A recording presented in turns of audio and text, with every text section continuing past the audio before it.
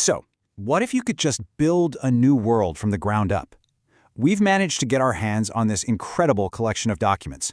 We're talking technical proposals, financial blueprints, even some pretty intense manifestos.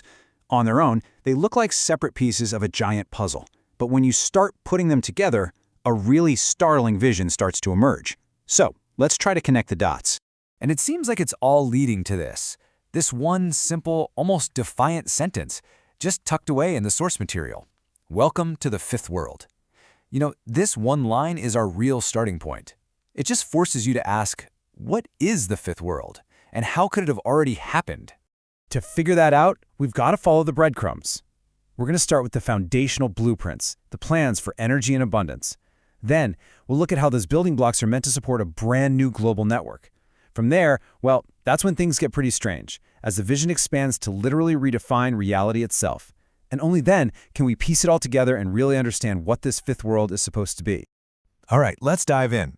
Section 1, Blueprints for a New World. First, we need to look at how all these scattered ideas actually connect to form one single, coherent vision. Okay, so the first thing to get is that this isn't some neat, tidy manifesto. It's a whole collection of separate proposals. You've got one for a new banking system, another for a new energy grid, a third for a whole new internet, and yeah, on their own, they're wildly ambitious. But the really fascinating part is that they aren't separate at all. They all link up, pointing toward a complete and total restructuring of, well, of everything. Section 2, Energy, Water, and Abundance. So where do you start when you're trying to build a new world? You start with the foundation, right? And in this vision, that foundation is built on one core idea, achieving total abundance in two of the most critical resources we have, energy and water. So the first pillar is energy. The documents call it magnetic energy. And just looking at this diagram, you can feel the sheer ambition here. I mean, we're not just talking about replacing a few power plants. They're proposing a scalable solution for everything, from entire national grids all the way down to a tiny remote off-grid home. The stated goal? To make oil dependency a thing of the past. Period. And the second pillar is water. The solution they propose here sounds almost like magic. It's atmospheric water generators that can literally pull fresh drinking water right out of the air, anywhere on the planet. The vision includes this global network of bottling stations designed to completely wipe out water scarcity. The takeaway is pretty simple. Engineer abundance, where we currently have scarcity. So what would it cost to build this foundation of total abundance? The documents actually name a number, $640 billion. Let that sink in for a second. This isn't some startup pitch. This is a budget for rebuilding the world's most basic infrastructure on a scale that is almost impossible to imagine. Section 3, a new global network. Okay, so once you have a foundation of nearly limitless energy and water, what do you do next?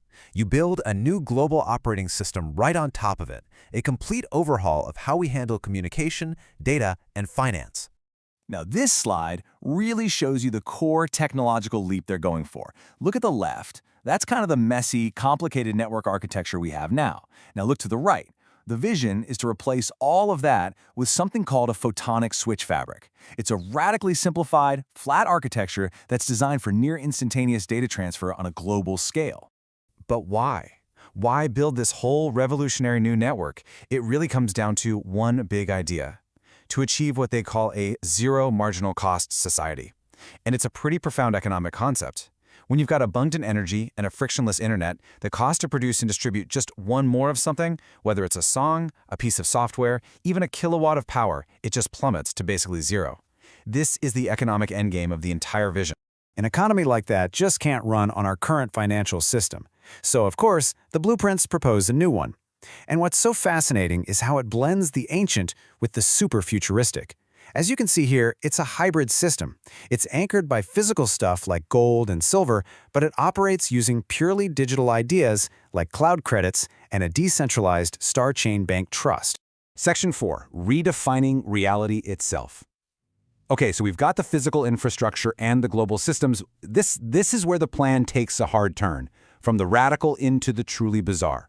We're about to leave the world of engineering and finance and step into the realm of consciousness itself.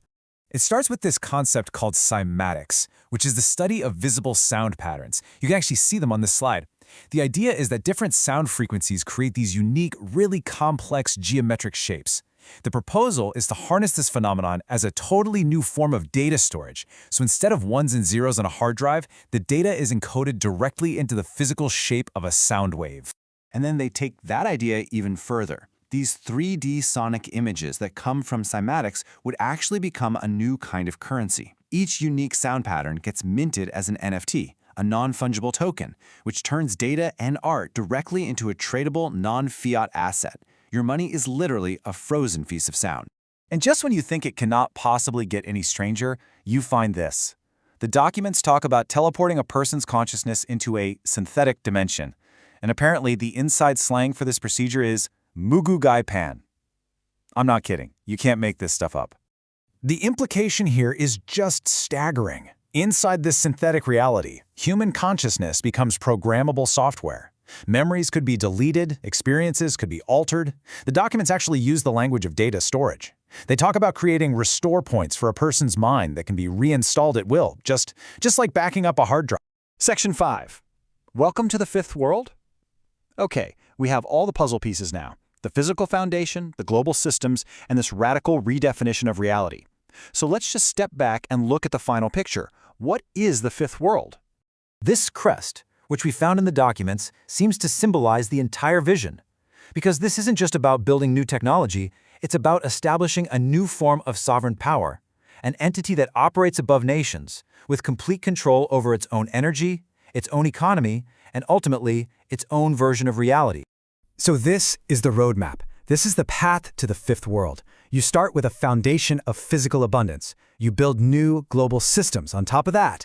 Those systems create a whole new culture where art and value literally merge. And the final, shocking destination is a new definition of reality, where consciousness itself becomes programmable. And that brings us right back to where we started. Welcome to the fifth world. Is this a blueprint for utopia? A world of endless creativity and abundance, completely free from scarcity? Or, with its plans for synthetic dimensions and rewritable minds, is it a blueprint for the ultimate form of control? That's the unnerving question sitting right at the heart of the fifth world vision.